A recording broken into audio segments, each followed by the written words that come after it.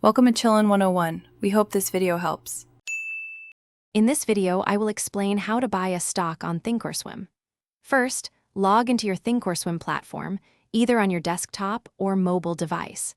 Before placing any trades, make sure your account has enough funds to cover your desired purchase.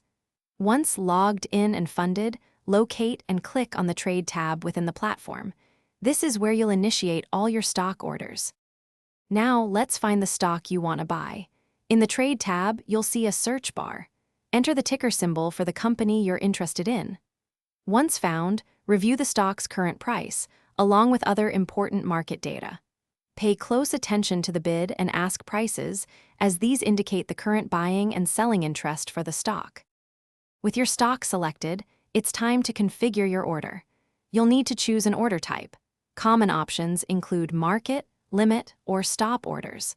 A market order executes immediately at the best available price, while a limit order lets you set a specific maximum price you're willing to pay. Clearly specify the exact number of shares you intend to buy. Before finalizing your purchase, always take a moment to carefully review all the order details.